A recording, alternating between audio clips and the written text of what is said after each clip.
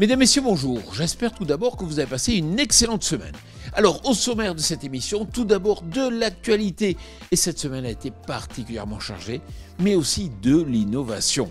Top départ pour cette nouvelle émission Power Boost.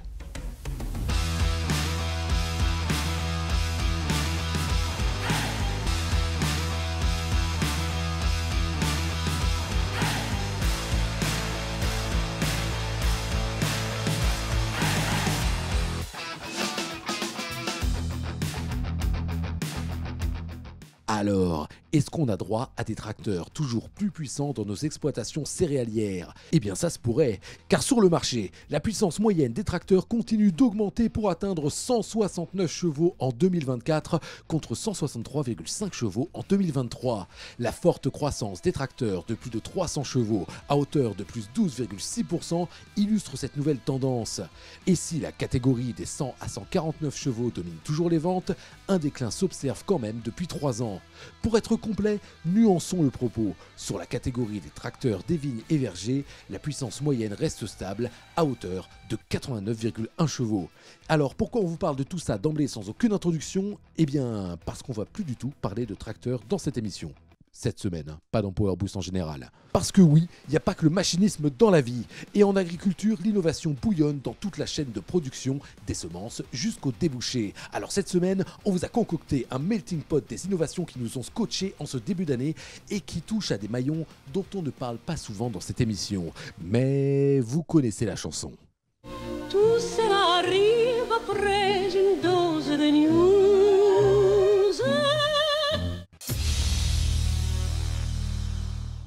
Attention, les chiffres ne seront officiels et définitifs que le 8 février, mais il apparaît déjà que la coordination rurale pourrait être à la tête d'une quinzaine de chambres départementales d'agriculture, surtout dans le sud-ouest. La Confédération paysanne, quant à elle, pilotera celle de l'Ardèche, et l'agriculteur Jérôme Bail a pris les devants avec sa liste indépendante en Haute-Garonne. Cela signifie quand même que les syndicats FNSEA et jeunes agriculteurs resteront à la tête de 80% des chambres départementales d'agriculture.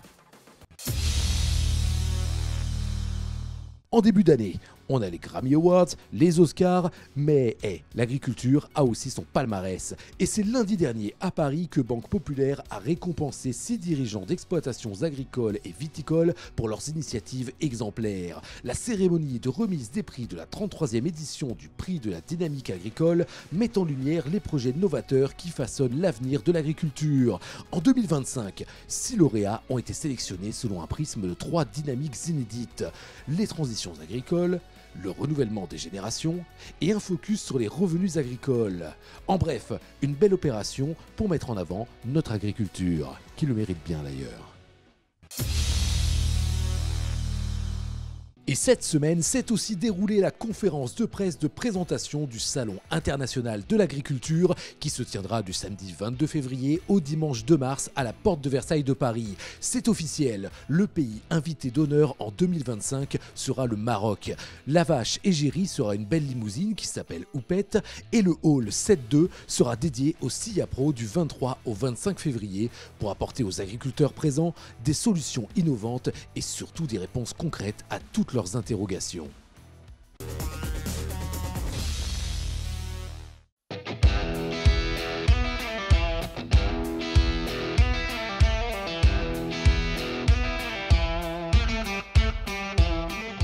Est-ce que vous connaissez le priming? Bonjour Frédéric Chauffour.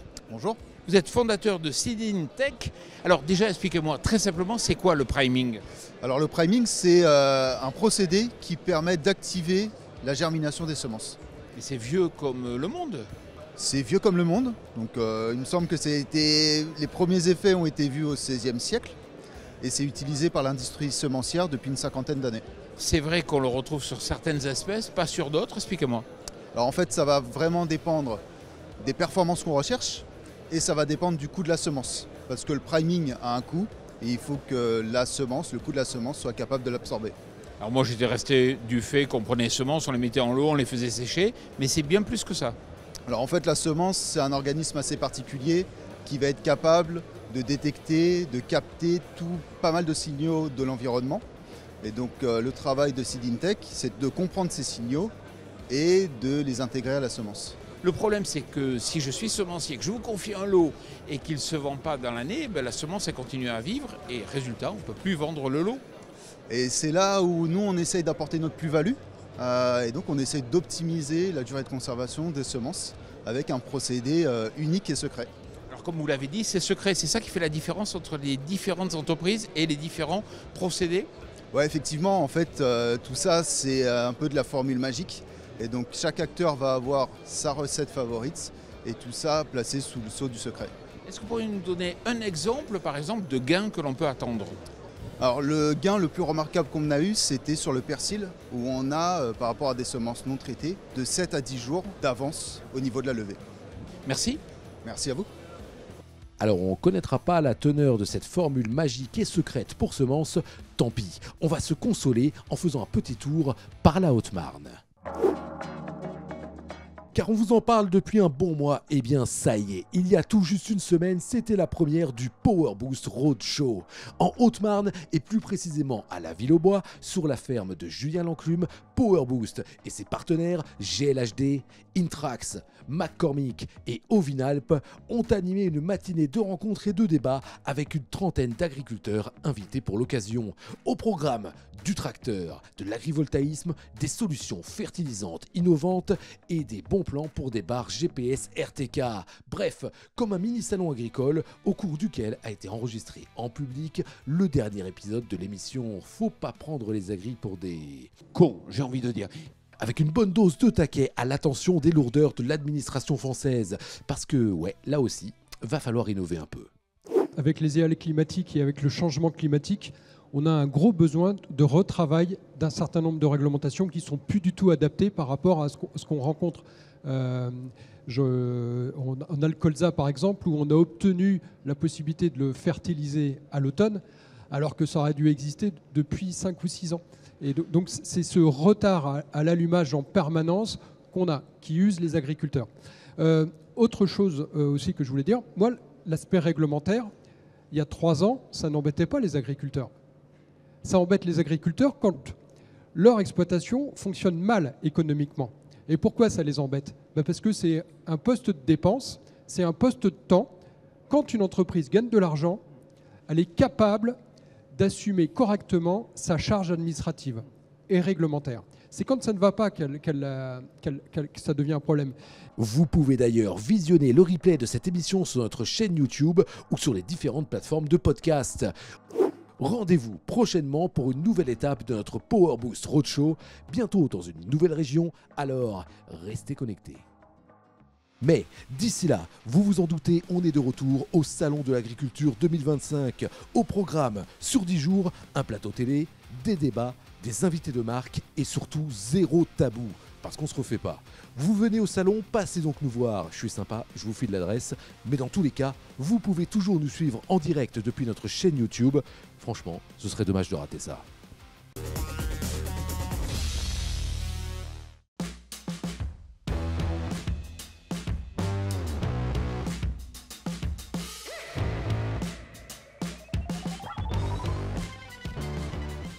À présent, on va parler irrigation. Bonjour Emna. Bonjour Jean-Paul. Alors vous êtes responsable donc produit chez Sumitomo Chemical. Il faut que vous m'expliquiez un peu cette innovation en matière d'irrigation, même si elle a l'air très très simple. Alors donc là il s'agit du Sumisansui, donc c'est un produit japonais, donc qui dit Japon dit une haute qualité et une haute performance. Donc le Sumisansui s'inscrit entre le goutte à goutte et les sprinklers. Donc c'est une innovation très très simple. C'est un tuyau percé avec des trous assez serrés en micro-millimètres avec une technologie de laser. Donc ça offre une aspersion comme de la pluie qui est de haute qualité, qui permet un meilleur rendement aux cultures et une économie d'eau notable qui peut aller jusqu'à 40%. Alors quand on parle de culture, on parle surtout de maraîchage ? Oui, tout à fait. On parle de maraîchage, particulièrement les salades. Donc tout ce qui est culture de salade, épinards, oignons, carottes, radis, que ce soit en plein champ ou que ce soit en serre. Mais en fait, ce qui est innovant, c'est que c'est super simple. Tout à fait. Donc c'est adapté à la fois pour les grands maraîchers, mais aussi pour les débutants maraîchers qui veulent s'installer tout simplement d'une manière pratique. Il y a juste à dérouler le tuyau sur 100 mètres et c'est parti. Et ça dure, c'est résistant ? Oui, tout à fait. Un minimum de 5 années. Donc, mais là, avec l'expérience de ce qu'on a, ce qui est utilisé au Japon ou en Espagne ou dans toute l'Europe, ça peut aller jusqu'à 10 ans. Donc on a des produits qui en sont utilisés à 10 ans et ils durent encore. Emna, pour finir, le prix? Le prix, donc ça correspond à la meilleure qualité en sprinkler, c'est au même niveau, à partir de 90 € à l'hectare. Mais on économise en main-d'œuvre, on économise en eau, et on économise en temps et en rendement. Emna, merci beaucoup. De rien, merci Jean-Paul. Plutôt malin, non? Mais un autre domaine où ça innove bien, c'est l'agriculture connectée. Et pour gérer vos données, vous pouvez ressembler à un as de l'informatique comme ça, ou bien à quelqu'un d'un petit peu largué, comme ça. Dans tous les cas, on a trouvé la personne qu'il vous faut. Salut Perrine. Bonjour. Perrine, tu es quelque part un peu le Mozart de l'informatique, mais dans le domaine agricole, ça veut dire que tu es capable aujourd'hui de proposer aux agriculteurs ou à tout acteur du monde agricole une solution informatique quand ils ont un problème. Exactement. L'idée, c'est vraiment de proposer une alternative quand ils ne s'y retrouvent pas, parce qu'il faudrait qu'ils aient plein d'outils différents, ou tout simplement parce qu'eux, ils veulent suivre des choses différentes, et que du coup, ils ne s'y retrouvent pas, et qu'ils sont du coup au papier crayon, au fichier Excel, et qu'ils ont besoin d'autres choses pour gagner du temps sur la gestion des données. Oui, mais la différence, c'est que tu connais le secteur agricole, donc tu es capable de formaliser la demande.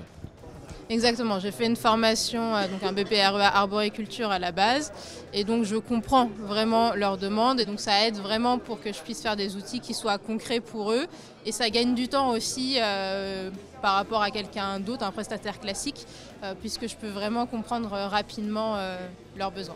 Mais comment un client vient te voir? Est-ce qu'il sait formaliser sa demande? Ça dépend, il y a deux types. Il y en a qui savent très très bien ce dont ils ont besoin de telle et telle fonctionnalité. Donc là vraiment c'est très tracé, c'est très clair pour eux. Et il y a ceux aussi qui viennent me voir en mode on nous a parlé de vous, on est perdu. Vraiment là c'est le bazar dans la gestion de données. On voit qu'il faut qu'on fasse quelque chose mais on ne sait pas comment faire, par où commencer. Et donc dans ce cas-là on va décortiquer vraiment l'organisation, leurs outils, quelles actions ils peuvent mettre en place pour gagner du temps. C'est vrai que le sur-mesure, ça peut faire peur. Toi, tu dis non, on est capable, si on comprend bien le besoin, de faire juste le produit qui est bien adapté. C'est ça. Il y a le sur-mesure en informatique, ça fait en effet très très peur. Souvent, les gens s'imaginent les développeurs qui passent des heures et des heures avec les lignes de code. Donc déjà, il faut savoir que moi, je n'utilise pas ces méthodes-là. J'utilise ce qu'on appelle du no-code. Donc c'est comme des briques et donc ça va beaucoup plus vite, c'est beaucoup moins cher. Et il y a aussi le fait que je propose du 100% adaptable. Donc là, c'est un outil qui est déjà tout fait. Donc par exemple, de la gestion de troupeaux, qui est utilisable tel quel. Et par contre, on peut 100% l'adapter. Donc enlever des fonctionnalités, en rajouter d'autres en fonction du besoin. Merci Perrine. Merci beaucoup.